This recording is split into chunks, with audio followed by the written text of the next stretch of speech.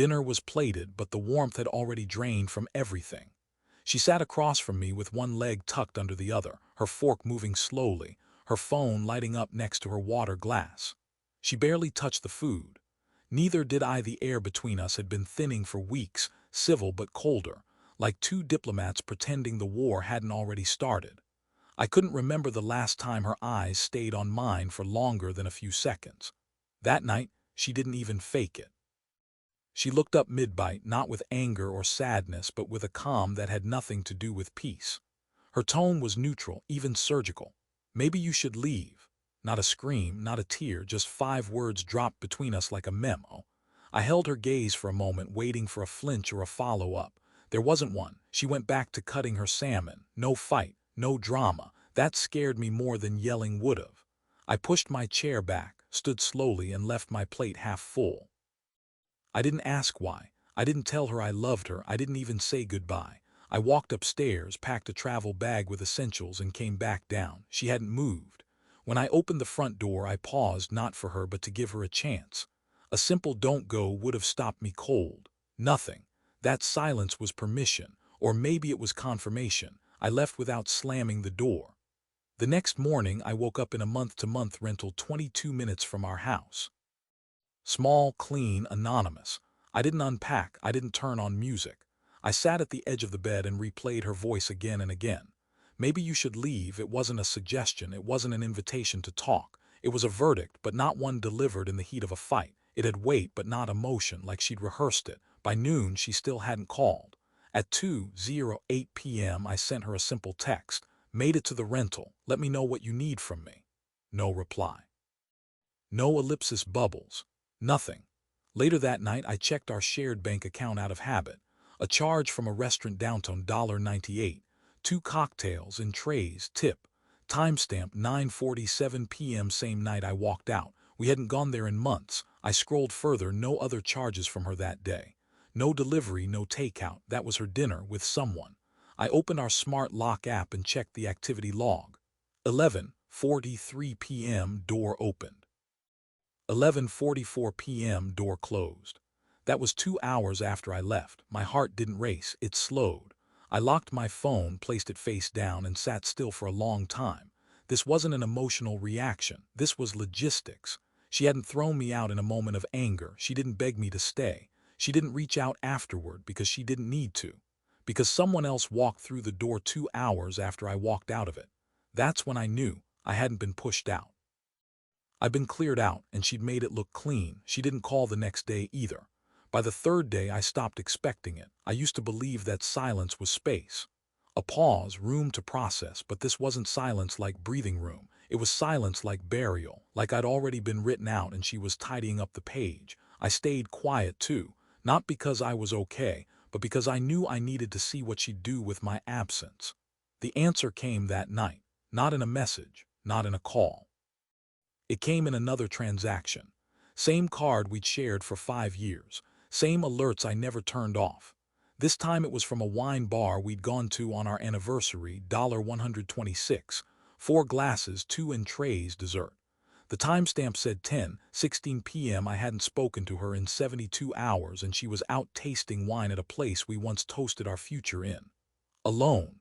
No, not for that bill, not for that place, but I said nothing. I didn't confront. Not yet. Instead, I started building the map. I pulled up the smart lock history again. She'd come home at 12:09 a.m. There were no earlier unlocks. No sign she'd stopped by before heading out, which meant she'd dressed, left, and returned without once checking if I'd come back. Or maybe she already knew I wouldn't. I opened up her public posts. They were sparse but clean. A story of her coffee mug beside a paperback. A boomerang of her new plants swaying on the windowsill. Captions all sounded gentle. Quiet mornings are everything. Peace is underrated. Peace. She had never called our separation that, never even labeled it at all. But she was branding it online as peace while I was sitting in a furnished rental with 3 shirts, 2 pairs of jeans, and one question eating at me. How long had she been preparing for this? I scrolled through the accounts that had liked her stories. Most were women she worked with, but one name stood out. Mark T, profile set to private. His icon was a gym logo. I tapped it. Mutual follower her. I remembered him barely. He was a trainer at the fitness center she'd joined last year. She once joked that he ran a boot camp like a military drill sergeant. I'd asked if he was single, half laughing. She shrugged. Maybe. Why? That why echoed louder now. I checked the restaurant's Instagram page. That night they'd posted a story, a slow pan of the room. Background laughter, candlelight, clinking forks. And there in the corner frame was her, half-turned, laughing, hand on a wine glass. Across from her, a man in a dark jacket. His face never fully turned to the camera, but he was leaning in, focused, familiar in shape. I stared at that 2-second loop for 20 minutes. That was her first night after asking me to leave. Not a breakdown, not a moment of regret, a date. I didn't text her, I didn't bring it up. Instead, I started compiling everything. Timestamps, transactions, GPS history, quietly, methodically. Not because I wanted revenge, because I needed clarity. And the story she was trying to live out loud didn't match the one she left behind. I wasn't mourning a marriage anymore. I was investigating a cover-up. And if I was right about that dinner, about the man at her table, then she hadn't ended something. She'd replaced it. The only thing I didn't know yet was how early she'd started preparing the exit. But that answer was coming, and I wasn't going to ask her for it. I was going to find it myself. I didn't go back to the house. Not yet. I wanted to see how long she'd pretend I wasn't missing. 5 days in, she finally texted, "Hope you're okay. This time apart is probably good. Let's not rush anything." No punctuation at the end. Like it was a thought she'd set down and didn't plan to return to. No question, no warmth. She was managing tone more than emotion. I replied an hour later with something neutral. "Okay, take care." She liked the message, nothing more. That was her check-in. No mention of us. No regret, no confusion. She wasn't drifting. She was already docked somewhere else. That night I logged into our Ring doorbell account. She hadn't changed the credentials. I opened the timeline and scrolled through the last few days. Mostly quiet. But on Thursday at 7:03 p.m. the feed picked up a figure standing on the porch. A man's short jacket, gym bag over his shoulder. He hit the buzzer, checked his phone, looked up once before she opened the door and let him in. I froze the frame.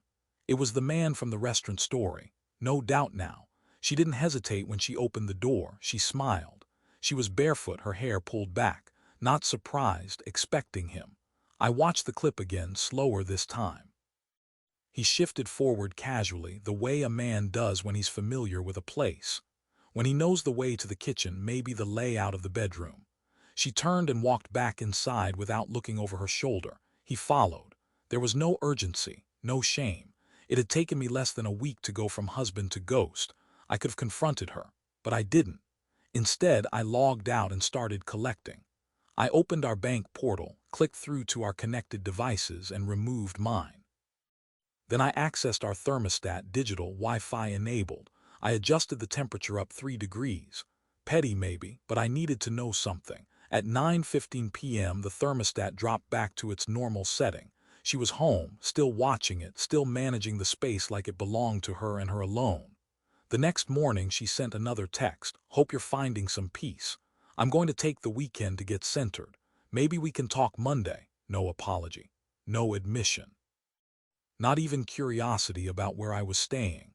I typed and deleted 4 different replies before sending nothing. Instead, I pulled up her Instagram again. She posted a story, a tray with tea, a journal, a candle lit next to a folded blanket. The caption said, "Resetting, realigning, quiet." I watched it without sound. My name didn't live anywhere in her timeline. In the feed of her life, I'd already been edited out.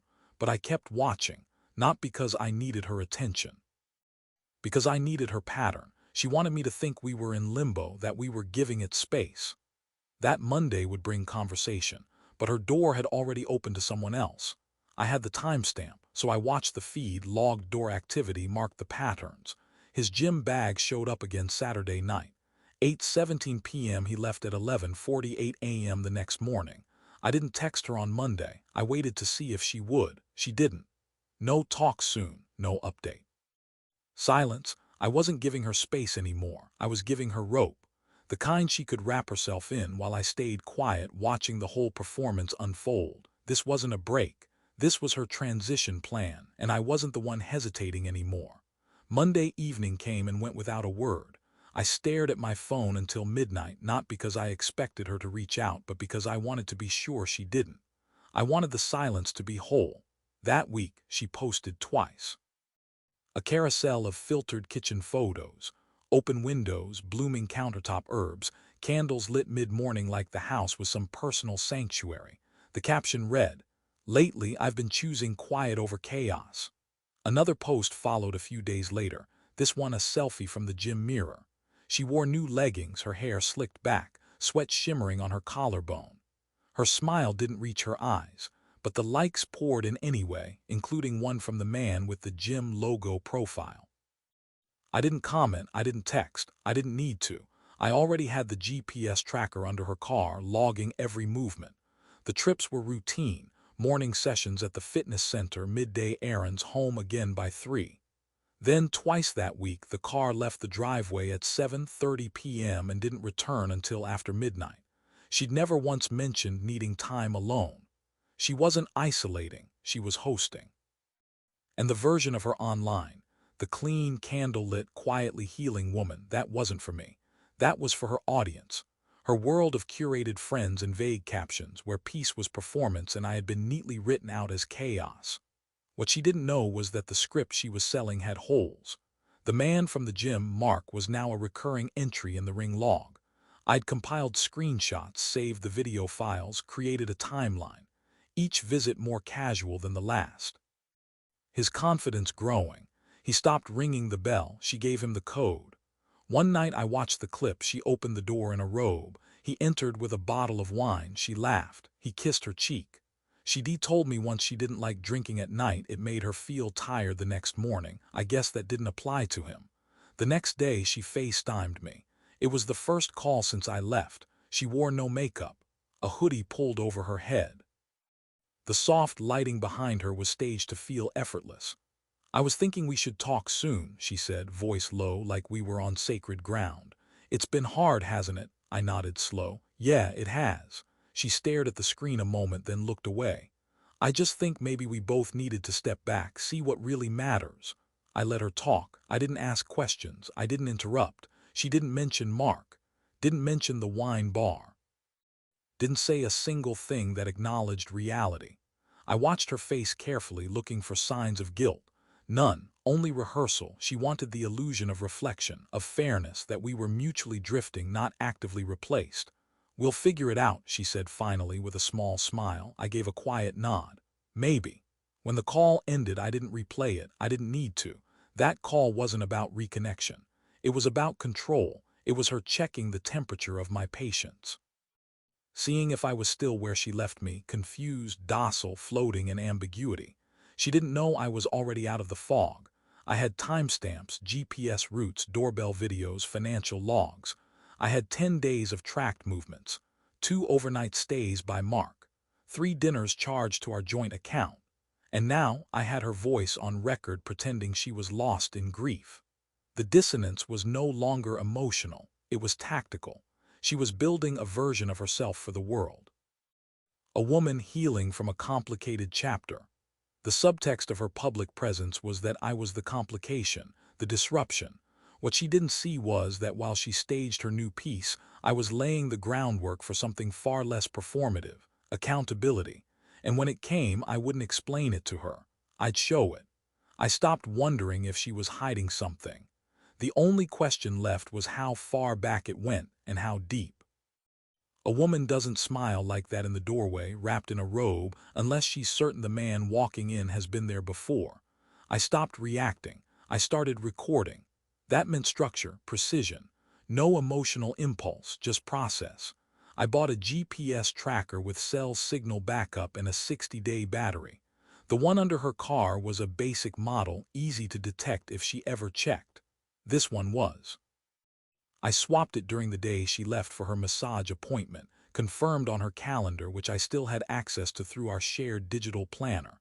She'd never revoked it. I doubt she remembered she shared it in the first place.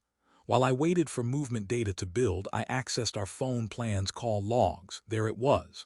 Same number. Nightly calls around 11:42 p.m. short, 5 to 10 minutes. Enough time to recap a day, whisper something personal. Make promises you don't put in writing. The number was registered to a business account, MT Performance. I searched the address. His gym, not the public front, the private studio behind it. The one with the tinted windows. The one she said she stopped using because the sessions were too intense. Apparently not too intense for everything else. I took a risk and logged into our old iCloud account. She stopped using it after we upgraded to separate phones last year, but it was still connected to the family desktop. Inside the shared files was an unmarked folder buried in an archive.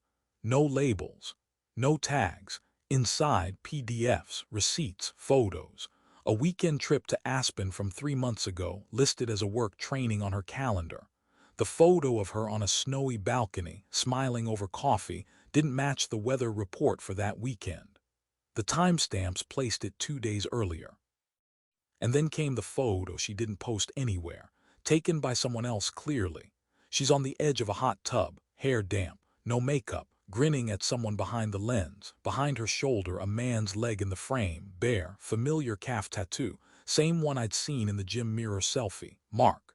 So Aspen wasn't business, and it wasn't recent. It was a pattern, a slow unraveling of something she'd been weaving behind my back. Casual overlap had become calculated distance. She hadn't pulled away from me because she was confused. She'd created the exit in stages. Then I saw the worst of it, an export from our airline rewards account. She'd logged in 5 days before Aspen and transferred her trip to his name, using my miles. I sat back in the desk chair and stared at the screen, not out of shock, out of clarity. She hadn't been hiding this well. She'd just been counting on my loyalty to blind me to the obvious. I printed everything, created a physical file. Timestamps, receipts, images. A timeline of truth stripped of illusion. This wasn't about heartbreak anymore. It was about proof. Proof she didn't make a mistake. She made a plan, and I was going to use it to make mine. The Aspen trip should have been the end of it. That was the climax I'd expected. Secret getaway, fake calendar entry, a man in her hotel suite. But Aspen was just a page. The book went deeper. I had set up a secure drive by then, offline, encrypted. My notes were timestamped and indexed. Receipts, texts, images, ring videos. If it ever came to legal protections, I'd built my own discovery file. It was part defense, part survival instinct. A system to keep me from losing my grip while the world I trusted kept folding in. I kept digging. Our Dropbox account was still linked to an old shared drive, one we used years ago to swap files when she was freelancing and I was traveling for work. She'd forgotten it. I hadn't. Inside, buried 3 folders deep, was one marked with an old project code. Q4 Recap. She had renamed it. Buried it under admin documents, a smart way to hide something in plain sight. Inside was nothing related to work. It was a folder of screenshots, messages, flights, notes, hotel bookings made under aliases, notes with door codes, a scanned image of a handwritten itinerary labeled Deck 912, don't forget to pack light, and the voice memo that ended it for me. Her voice, soft, amused, maybe a little buzzed. You always make me feel so seen, even when I'm awful. I just wish I didn't have to keep everything hidden like this. The recording cut off. Date stamp, a month before she asked me to leave. That was when the anger set in. Not loud or hot, just steady, controlled. Weight in my chest that made everything else feel colder, sharper. Aspen hadn't been the start. She'd been building this for months, carefully, quietly. And then came the twist I hadn't seen coming. A PDF labeled Assets Preliminary. It was a spreadsheet, nothing dramatic, no balance transfers, just a clean breakdown of property, joint accounts, and stock holdings. The header read, Draft for individual division discussion, private not shared, created 2 months ago. Modified 3 weeks before she told me to leave. I stared at it, breath held, while the implications built in my head. She wasn't drifting from me. She was positioning. The trip wasn't an escape, it was a reward. The messages weren't romantic, they were logistics. And this wasn't infidelity in isolation, it was premeditated. She was staging a soft exit, not just emotionally but legally. Running the calculations, figuring out what she'd keep, what she'd push me towards signing, how she could recast it all as mutual. She wasn't just hiding something. She was setting herself up to walk away with a version of our life she hadn't earned, quietly, politely, with just enough ambiguity to keep her hands clean. I looked at the folder again, watched the file timestamp blink. She had opened it 4 days before I left. That meant the night she looked at me across the dinner table, paused mid-bite, and said, "Maybe you should leave." She already had the plan saved. It wasn't a suggestion. It was the final step in a plan she'd already mapped out. And I had almost let it work. No more. I copied the entire folder to a secured drive, printed what I needed for hard backup, and stored the rest in an off-site location. She didn't know what I had. She didn't know I'd found her voice memo or her spreadsheet or the calendar she thought she'd wiped. She still thought I was floating in limbo, still thought she could rewrite the narrative before I found the pieces. But I had them all now, and I wasn't broken. I was ready. There was no going back after the spreadsheet. She didn't just plan to replace me emotionally, she had prepped for a clean, surgical split. An exit where she could play innocent while taking as much as she could carry. Half the accounts, the house, the story. I looked at the draft again. Her notes were precise, coldly professional. One section outlined which items were mutually agreed non-essential. Our dining table was on that list. So was the antique desk that belonged to my grandfather. She hadn't asked me what I'd take. She'd decided what I'd leave behind, and I wasn't going to argue. I started preparing too, but not in the way she had. I didn't call a friend, I didn't post quotes, I didn't schedule therapy, I went quiet and strategic. The next morning I called a lawyer, one I found through a corporate contact. No flashy billboard, no vague promises. He specialized in high asset separations and digital evidence. I gave him everything organized, cataloged, ready. He didn't blink when I handed over the file. "I've seen worse," he said. "I haven't," I told him. Over the next 3 days we moved fast. First, froze the joint savings account. We had it structured under a co-approval clause. Neither of us could withdraw more than $2,500 without dual signatures. It was something I'd insisted on years ago. She probably thought I forgot. Second, opened new credit and checking accounts under my name only. Redirected my salary deposit. Changed passwords across every portal, health insurance, tax documents, investment platforms. Third, removed all sensitive documents from the house. Birth certificate, passport, ownership titles. Moved them to a safe deposit box under my legal rep's firm. I didn't tell her. She was still texting once a week, light touches. Still hoping we can talk when things calm down. "Just thinking of you, this isn't easy for me either." She was keeping the illusion warm, soft closure, gentle distance.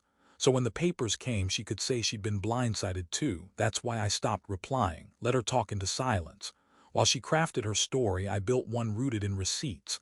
I bought a second phone, not a burner, a clean, documented, fully private device. No shared apps, nothing logged. It became the only place I stored the backup evidence, the full trail. If anything happened to my laptop, I'd still have everything. By then I had a folder labeled Day Zero. That's what I started calling the day she opened the door to him in a robe. The moment everything flipped. I wasn't trying to win her back anymore. I wasn't trying to understand why. I was building the foundation for what would come next: total disengagement, airtight boundaries, and control over what she walked away with. I'd already grieved the woman I married. She was gone. What remained was someone who lied with patience, someone who studied the rules of fairness just long enough to bend them without breaking them, someone who didn't ask me to leave because she needed space, but because she needed freedom to move without consequence. But I wasn't drifting anymore, and I wasn't going to give her that freedom, not without the cost. I didn't tell her I was coming home. I just used the same code she gave to him. The door unlocked without hesitation, same as it had for him every Thursday. I stepped into the entryway just after 6 p.m., the same time she used to wait for me to get back from work. Now it was her quiet hour before company. She was on the couch, laptop open, candle lit on the coffee table. The same performance she'd shared online, bare feet tucked under her, hair tied back, hoodie pulled close around her frame. A domestic image, soft, Safe. She looked up, startled but not panicked. You scared me, she said, closing the laptop halfway. I let the door click shut behind me. Didn't think I needed to knock. She gave a quick smile, forced. Well, I didn't know you were stopping by. I stayed by the door. I didn't drop my bag. I'm not here for long. She nodded slowly, reading the tone. Okay, so, what is this? I pulled the envelope from inside my coat and held it out. She didn't take it. What's that? Documentation, I said. Of everything. She tilted her head. Everything? The calls, the videos, the trips, the draft spreadsheet you saved in Dropbox, the one you modified before you told me to leave. Her face didn't move for a full 3 seconds, then she stood up. Okay, I think we need to talk about. I'm not here to talk. I set the envelope on the table, clean, controlled. She stared at it like it might hiss. I don't want an explanation, I said. Not anymore, I already know. She took a breath, shallow and uneven. You've been, what? Following me around. No, I've been documenting. There's a difference. Jesus, she whispered almost to herself. I stepped forward once, not threatening, not dramatic, just close enough to be heard clearly. I left because you told me to. I didn't ask why. I didn't push. You could have told the truth then. You chose not to. I didn't know what I wanted, she said quickly, her voice hitching toward defensiveness. I was overwhelmed. I didn't plan for it to happen like this. You had a draft asset division spreadsheet 2 months ago. You transferred airline miles before Aspen. You gave him the door code. Her shoulders dropped, slowly, like she'd stopped fighting gravity. I didn't mean for you to find out like this, she said. That was all she had, not denial, not even apology, just regret about being discovered. I nodded once. I know. She sat down again, quieter now. What happens next? I've already filed. The papers are with my attorney. The account freezes are in place. The documentation is logged. Her voice cracked at the edge. You're doing this now, just cutting it off. You did that, I said. I'm just making it official. She looked down, then back at me. I never stopped caring about you. That's when I smiled, small, hollow. Then you should have left the door locked. Her eyes welled, whether from shame or theater, I didn't care. I wasn't there for her tears. I turned, walked out, and closed the door behind me. This time I locked it from the outside, not as a gesture, as a conclusion. The next morning my lawyer submitted the formal filing, petition for legal separation, including asset protection orders and a motion for exclusive use of the property until division was settled. We added the documentation, not every detail, just enough to signal what we had, enough to shift the tone. She was served 2 days later at home. A neutral process server, middle-aged, clean-cut, handed her the envelope at the front door. I wasn't there. I watched it through the Ring feed. Her reaction was calm at first. A nod, a brief thank you. She took the envelope inside, closed the door slowly, and disappeared from the frame. 5 minutes later she called me. I didn't answer. She left a voicemail. Her voice cracked on the second word. I just got the papers. I don't know what to say. I didn't expect it like this. I thought we'd talk first. I thought we'd. She stopped there. Next came the emails, 3 within 2 hours. This doesn't have to be hostile. I'd really like to talk through this in person. Please, let's not involve lawyers yet. We can work this out like adults. I know I messed up, but you don't have to cut it all off this way. I forwarded them all to my attorney. No reply. That weekend I moved the rest of my things out. Not much left. She'd done most of the subtraction already. The house felt smaller somehow. Or maybe it was just honest now. Every room told the truth. I walked into the closet we once shared. Her side had grown. Mine had vanished. The shelf where I used to keep my watch box now held yoga blocks and diffusers. I took nothing from it. She came home mid-move, walked in the front door and froze when she saw me loading a box. We stared at each other in the kitchen. Same place she'd first said it. Maybe you should leave. Now she looked like she wanted me to stay. Can we please just talk? She asked, softer than before. I didn't answer. I didn't handle this well, she continued. But I never wanted it to get ugly. I didn't think you'd go this far. I didn't, I said. You did. She stepped closer, not too close, testing the space. You're really going to do this? Cut everything off? I paused, not to think, to let her hear the quiet between us. You said I should leave, I said. So I did. That wasn't what I meant. But it's what you staged. Her lip trembled. A single tear, not enough to move me, not anymore. I'm sorry, she whispered. I nodded once. You're sorry you didn't finish the performance. She didn't follow me out. 3 days later, my attorney received a counter motion. She'd lawyered up. Her team argued that she'd been emotionally pressured into the relationship with Mark, that we were in a period of reevaluation. They wanted to mediate, preserve equitable division, and requested access to funds. We declined mediation. She didn't want resolution, she wanted containment. Her narrative was starting to unravel. Our mutual friends, few as they were, had started asking quiet questions. One texted me, "Hey, I'm not prying, but did you guys split before Aspen?" I didn't answer. She built this on absence, carefully managed. Now I used it against her. Our financial protections held. She couldn't touch the savings. The house was already moving toward sale, an early move by my lawyer before she could claim emotional attachment or exclusive need. The life she built with lies was crumbling at the edges. Not with fire, not with spectacle, with quiet procedural collapse, exactly the way she tried to leave me. Now it was her turn to watch something fall apart without getting to explain it. The day the house sold, I didn't visit it one last time. No walkthrough, no closure.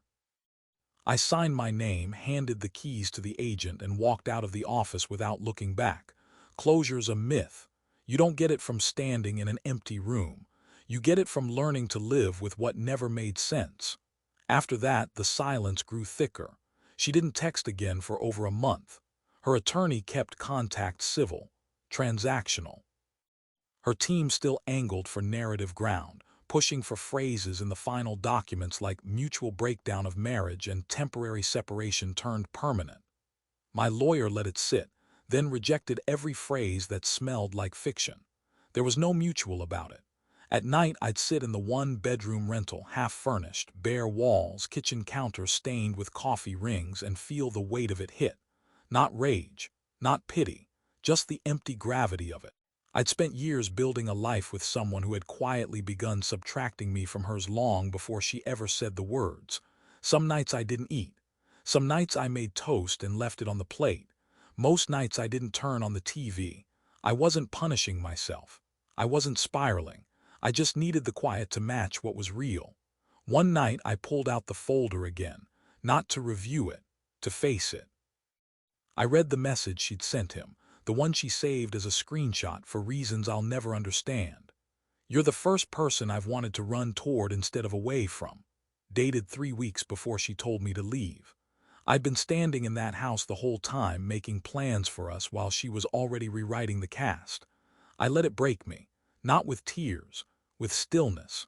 I sat on the floor, back against the wall, arms across my chest. And I let the feeling move through me like wind through a hollow room, nothing left to hold it. No one to blame except the man who stayed too long in a script he didn't know had already ended. I didn't ask what I'd done wrong. That question had burned out weeks ago. The truth was sharper than that. I wasn't a bad husband. I was just inconvenient to the version of herself she wanted to become. She didn't want to be lonely. She wanted to be free. And freedom to her meant writing me out and calling it growth. I got up off the floor around 3 a.m., made coffee, sat at the desk and started writing, not to her, not for court, for myself, a list, not of what I'd lost, but what I'd learned, what to watch for, what trust really means, what silence can hide, how love in the wrong hands becomes camouflage. That became my ritual. Every night for a week I added a line. I never reread it, I never edited, just wrote. Traced the shape of what had happened until it stopped owning me. And slowly, it did.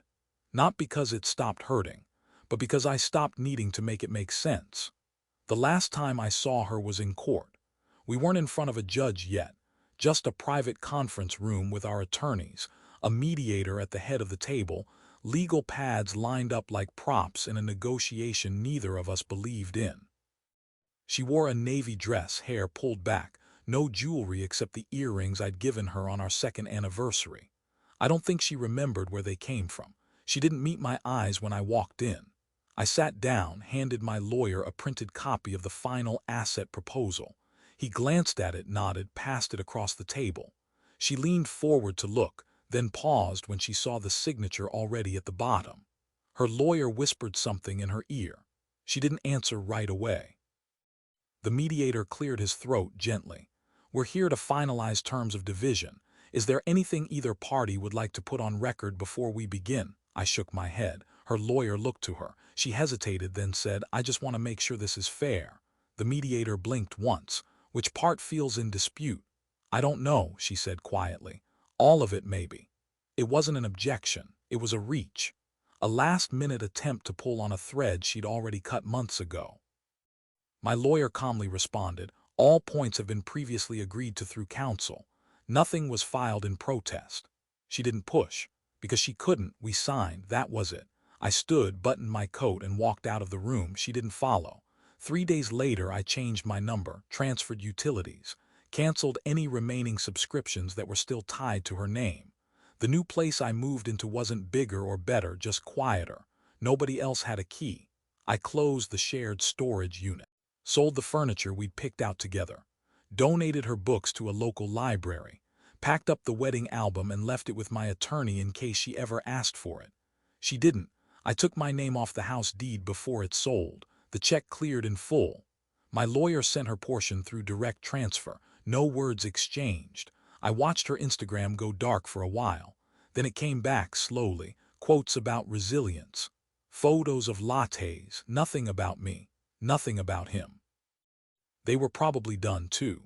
That's the thing about stories built on escape. They fall apart once the exit is no longer the thrill. She sent one final message from a new number 2 weeks after the last documents cleared. I hope you're okay.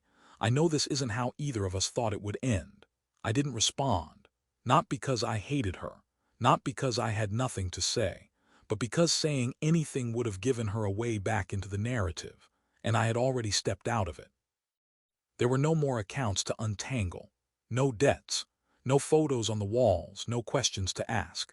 The version of me that stood at that dinner table waiting for her to flinch when she said, maybe you should leave, that man was gone. The one who replaced him didn't yell, didn't beg, he walked away. And this time he locked the door behind him for good. Someone asked me about her a few months later. A guy I used to work with knew both of us back when things looked stable on the outside. We ran into each other in line at a hardware store. He glanced at the stained samples in my hand, then at me, like he was searching for the right doorway into the conversation. You two still in that place over on Pine? I shook my head. Sold it. Oh, he hesitated. So you and Natalie? I met his eyes steady. She said maybe I should leave, so I did. That was all I gave him. He nodded. Didn't ask more. It's strange how silence can carry more truth than a full story. People don't need every detail. They recognize the weight when it's there. After that, the questions stopped. The place I live in now is small, clean. Nothing hangs on the walls except a black and white print of an empty road, not poetic, just honest. I wake early, keep the blinds open. I cook for myself now, simple meals, nothing elaborate. Not because I've given up on warmth, but because I've stopped performing it for anyone else. There are no framed wedding photos in boxes, no letters I can't throw away. When I moved out for the last time, I kept only what I needed. Documents, my books, the watch my father gave me. The rest stayed behind. She never asked for anything else. Some nights I still wake up between 2 and 4, not from dreams, just habit. That was the hour she used to come to bed late, slipping under the covers like she hadn't been somewhere else. I never questioned it then. I do now. Not with anger. With clarity. She wasn't waiting to be caught. She was waiting to be unburdened. And when she said, maybe you should leave, it wasn't cruelty, it was calculation. An invitation to step off the stage so she could close the curtain on her terms. I gave her that, but I took everything with me that mattered, my name, my spine, my story. She got the table, the couch, half the accounts. I kept the truth. And that's heavier. She'll tell it differently if she ever tells it at all. Probably some version where we drifted apart, where I was distant, where things got too complicated to hold on to. She might even believe that, but I won't be there to correct it. That's the final dignity. Not silence out of spite, but out of strength. I don't need to be understood anymore. I just needed to understand her once. And now I do. There's no new love. No second act waiting around the corner. I'm not in a rush to replace what fell apart. I'm rebuilding the parts of myself I ignored for too long while trying to keep something artificial alive. Some days that means progress. Other days it just means getting through. But I'm not pretending anymore. I'm not floating in someone else's script, waiting for the next cue. I wake, I live, I move. And I carry the memory of that night, the fork pausing in her hand, the quiet tone, the sentence that ended everything before I understood what it really meant. Maybe you should leave. I did. And in her silence after, I heard the truth louder than she ever meant to say it.